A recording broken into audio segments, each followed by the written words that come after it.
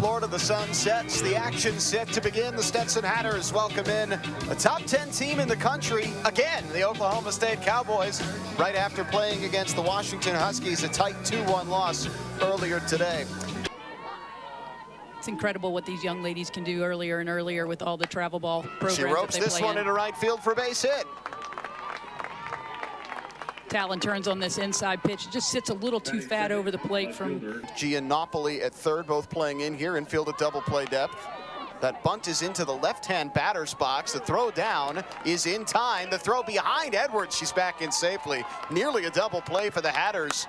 Heads up play defensively. One of those on deck that we're familiar with, Caroline Wong, who was at Liberty for 4 years.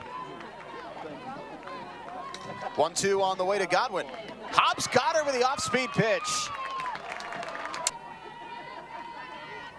Hobbs trying to get out of this jam. 2-0 to Wong is in the dirt and behind Stanfill, and Edwards will move on over to third. That's one that Hobbs would like to have back. Just got away from her a little bit. They had that little trust her defense behind her. That will go down as a wild pitch. And there's ball 4, and at that point, there's no real reason to mess with Caroline Wong. Rapidly changing. Yeah, the kind of the topography of 0-1, the delayed double steal, and Edwards crosses the plate. They've got Wong in a rundown. So Oklahoma State essentially trading the run for the inning as Edwards got across the plate and then Wong caught stealing to retire the side. She's out of Lockport. 2-2, poked up the middle off the glove of Aycock, and Foster's going to beat it out for base hit. Just went right back up the middle, and Aycock 6'1" with a big arm. Epley fighting it off. That's low. Foster runs. The throw down not in time as Foster sneaks in under the tag. That was a good throw from Schneidmiller back there. 2-2, and Epley hits that to pretty deep right field. Back to the track at the wall. It's gone! What a great swing by Epley. She gets a pitch a little bit too much over the plate. I'm sure that's one Aycock would like to have back. Epley puts a good swing on it, parks it over the right field fence, right into the sunset. What a start for Stetson, a 2-run home run for Cammie Epley. Just the third Hatter homer this season in their first 10 games. And they have jumped all over Kyra Aycock and taken a 2-1 lead over the Oklahoma State Cowgirls. And it's quite a response to the scoring of the Cowgirls in the top of the first. For the Hatters to bounce right back, they're really feeling themselves today. And a real great pickup in the transfer portal as a grad transfer for Shelly Cousins. She wraps one down to short. That one eats up the shortstop. That's solid. That's Davis over there who couldn't handle that. And she centers that up, and she'll be able to send that out to right. 0-2. Got her. Off-speed pitch on the outside corner. Froze Baxter one away. Stetson the early lead. 3-2. McLaren hits one down to Edwards, who can't get it, and it's a worst-case scenario there as she slowed it down enough for everyone to be safe. That's a little squeezer base hit from down to Orlando.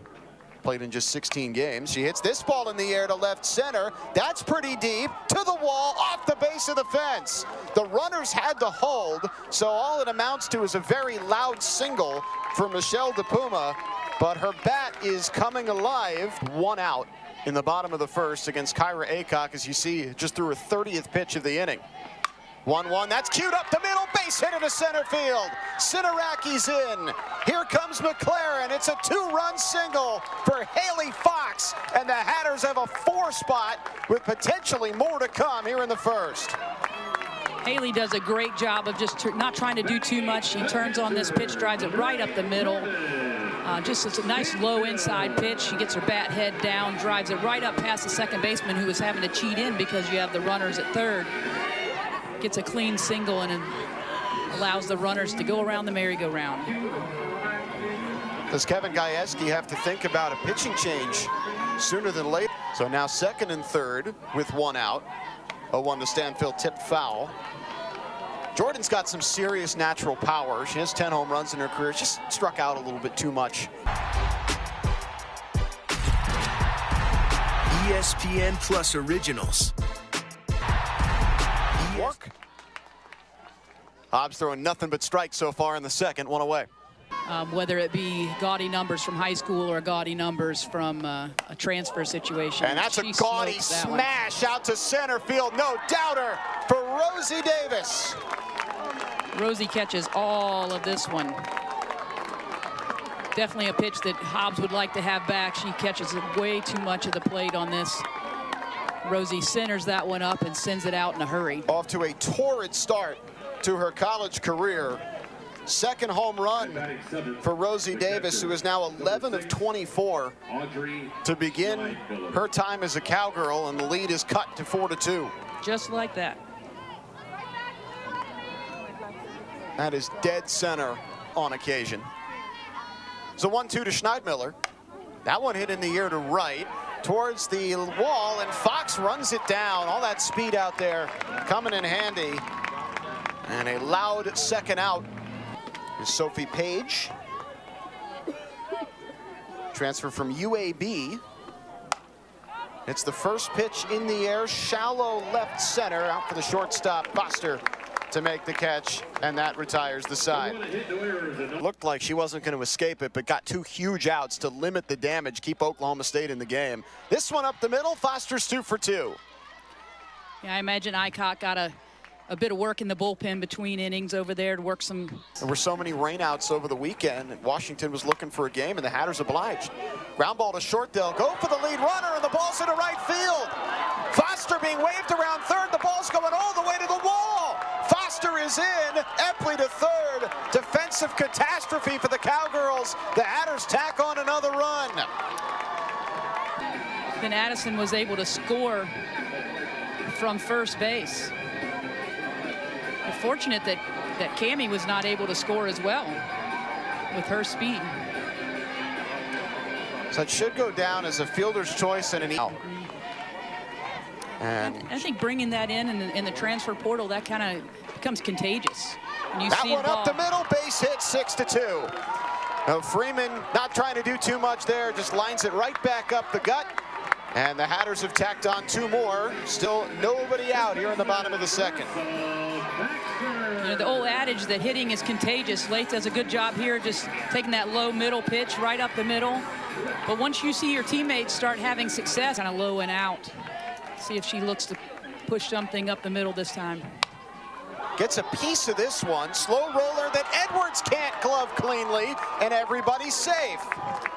That's not something you're going to see every day. Miss Edwards is not going to misplay that ball. The Oklahoma State dugout. 1-0. That's off the leg of Schneidmiller, and the runners advance on the wild pitch. Annabella shows bunt there and then pulls back, and I think it just kind of... Another payoff pitch to McLaren. Swing and a miss. Well, that's a good start towards working it out for Aycock as she goes off speed to strike out AB.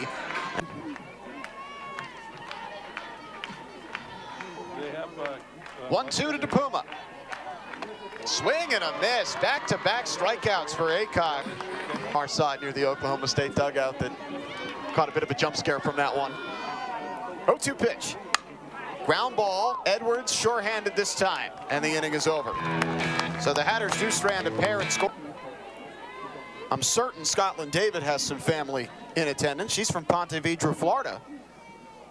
9-hitter for the Cowgirls. She puts one right back up the middle, and Hobbs fields her position well. There's one out. 11 runs scored.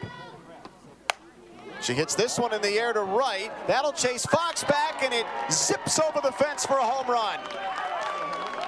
Edwards continues her scorching start to 2024. And again, the Cowgirls get a little bit back. It's 6-3. Talon does a good job. Hobbs leaves this one again a little bit meaty. Talon has a nice, easy swing. It's such a nice, effortless swing. Just it gets extended and just trails out to right field. You see Haley take off, but not much chance for her. That was a bullet. That got out of here in a hurry. Third home run of the year. Great contact in her first at bat. And big players with big talent. Ground ball to second, and It looked like DePuma was a little slow to react to that one. By the time she got down, it was too late. It'll be a base hit for Godwin. But you're going to spend it in another aspect with the travel these teams have to go For through. sure. 3-2, bounce down to third, and a good play by Napoli to get Wong and retire the side. So good job by Kolziski to get out of it. It's you got. Can you really? I mean, Southeast is. You got a Mississippi couple of Texas teams, Oklahoma and Mizzou. Everybody else is pretty much there. Stanfill strikes out, swinging for the first out. But yeah. So back-to-back full counts though, as Stanfill and Napoli have worked the count a little bit, but Gia was way too late to recognize that that one was bending back over the. 1-2. That's hit up the middle. Was that caught in the air? No signal yet. It tipped off of Rosenberry. Gajewski's going to ask. Be able to lay out. She fooled me. Get the short hop.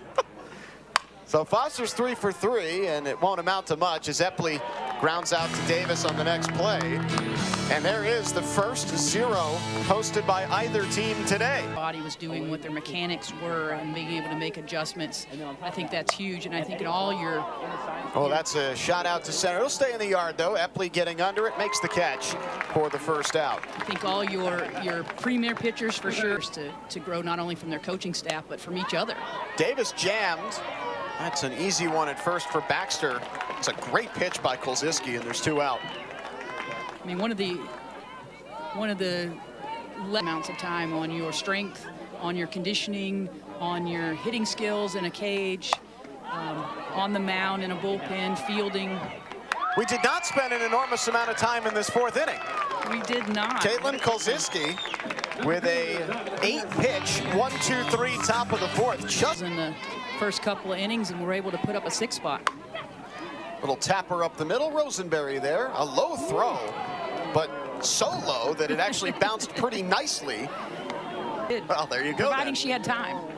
But, you know, if she picked it up and just tried to fire like on a bunt, it may go into right, it may go over the fence. Who knows? Baxter tips that one into the mid for the 2nd out. So through my vantage point. Payoff pitch. Strike 3 called. Rosenberry comes back to strike out McLaren. Has appeared in all but 2 games, either on defense or as a pinch hitter. 0-2. Taps this one down. This is a tough one for Napoli, and it's going to go down as a hit for Warsaw. 2-2 coming from Caitlin. Struck her out. Big first out for Kolziski. Edwards has only struck out 3 times this season. Hits one in the air to Baxter, double play!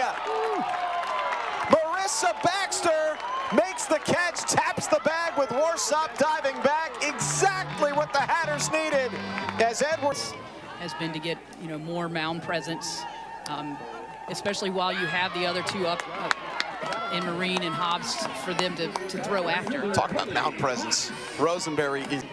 And that's both a good sign and a bad sign as a coach. Fox finally goes down swinging on the 9th pitch of the at-bat. 4 straight strikeouts for. Just swinging for contact here. 2-2, lines into left field. That's a base hit, and it gets by Tim and goes all the way to the wall. Stanfill in at second with a stand-up double. At the opponent, we're going to outwork ourselves every day. 1-2, Napoli slow roller to third. Edwards is there, side retired. So the 2-out double by Stanfill goes wanting as Rosenberry put bigger wins in program history here, up 6-3 against Oklahoma State. That one bounces off Kolziski's glove, down to second to Puma, not in time. This close to the 1-4-3, but 1-1 to Godwin. That's hit in the air deep right center field, and Fox won't get there as it one-hops the wall. Throw cut off by DePuma. Tim stops at third. Godwin with a double, and now Wong comes up as the tying run. Balls and 2 strikes. That ball hit out towards left center field. Epley going back, has it on the warning track. The throw coming in towards third. It hits the runner. So Godwin is safe. Tim scores. It's a sacrifice fly for Wong, and it's 6-4. The Hatters will probably take that. They'll take that. It's a long, long, long fly ball for Wong. She just misses getting a 3-run home run right here. Epley does a great job of going back and corralling it. They limit the Cowgirls to only 1 run, and throw, a nice strong throw comes into third. As a coach, you're going to go out there and kind of break up some momentum as well. And Wark lines this out to center field. Tie game. Absolutely no doubt about it. Michaela Wark. That could have gone 300 feet. An absolute moonshot. And the Cowgirls have come back to tie it at 6. There's a no-doubter on this one. She has a nice swing. It's a low pitch, but again, caught a little bit too much. It's not far enough out, and she's a nice blistering swing that just takes that pitch, caroms right over the center field fence. UC Epley has no chance. She just turns and watches. Hits the palm tree out there. Parked it like a pineapple. This is kind of the right-handed version of Lauren with just a little bit more pep. Payoff pitch, struck her out. Paige, the second baseman, was pinch hit for last time. She is on deck to hit for herself here if the inning continues, and it will as Schneidmiller draws a walk. So close. Ash looks much concern. 3-2. Ground ball up the middle. Diving stop made by Foster to keep it in the infield, but she has no play. That'll bring Scotland David up with 2 out and 2 on, the go-ahead runner in scoring position. Payoff pitch again. And that's hit out to right field in fair territory. Fox just watches it go. A 3-run pinch hit home run for Jillian Pollard. And Oklahoma State has their first lead since the first inning. A 6th spot in the top of the 6th. There's no doubt about that one. Pollard gets that pitch in, back on the inside half of the plate, but she gets it about waist high. I think it's the off speed that doesn't fool her at all. She's able to barrel it up, and she sends it out into the night. Almost hit the dorm out there in right. She's all kind of excited. She's brought her Cowgirls into the lead for the first time this evening.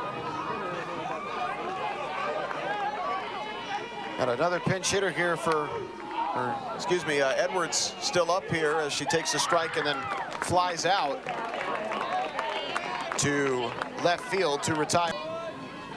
And those zeros from Rosenberry absolutely crucial, give Oklahoma State a chance to make that comeback. Edwards smothers this ground ball. What a throw from her knees, and gets Foster by a stride. In the second, came around to score. 1 out of 3 overall, and that one hit her on the knee. So the Hatters get a base runner with Cammie Epley, and that'll bring the tying run on deck. And again, it's a good question. Up the middle, off the shoe, and it sets up perfectly to get the force out. 1-4-6 to get Epley at second. Put a good swing out there, just missed the middle of the pitch. Rosenberry looking to get out of it. Payoff pitch, struck her out. Strikeout number 7. Looked good, got a first batter strikeout, but then gave up a 3-run home run to Jillian Pollard that gave Oklahoma State the lead. And he is one of the better people in college softball. He's just a genuine good person, and those attract good people. Godwin hits one out towards right center. Fox ranging over makes the catch for the first out. Those are here. Absolutely. Not to mention an ASUN that is always one of the best mid-major leagues in the country.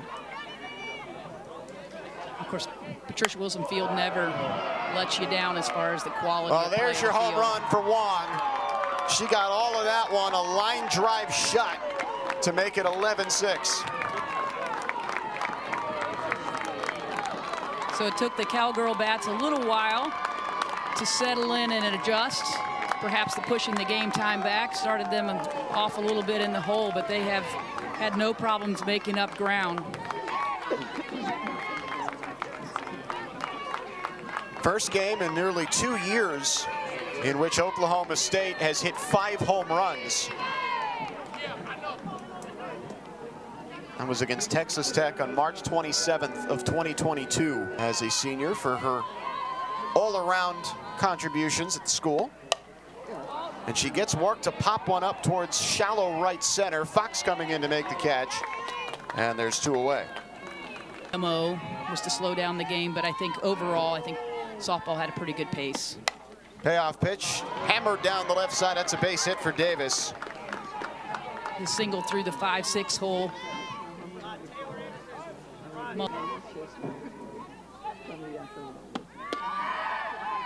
There's a throw down. They run up 5 runs in the 7th inning. And Anderson's got a stolen base. Team out and you've given up a free out. That one roped out towards right, straight to Fox, who makes the catch. He's had a great game out there in right field. Absolutely, she's had a score. You know, we're looking at not only the Hatter score 6, but Oklahoma State's kind of maybe an aggressive 2-point conversion in there, but just about. Haynes is punched out on the outside corner. The Hatters, your Floridians, getting exposure to players from out of state. Morgan with a little dribbler up the middle. Tough play for Page, not in time. Yvette Morgan beats it out for an infield single. State roster, obviously a lot of Oklahoma, Texas, but you got lots of different states represented. New York, England, of course, with T.O. happened today. No. 2-2 sure. swing and a miss. Rosenberry with her 9th strikeout ends the game, and Oklahoma State overcomes a 4-run deficit and avoids an upset at the hand of the Stetson Hatters. Great game. 5 home runs from the Cowgirls. Big offense from Stetson early as well.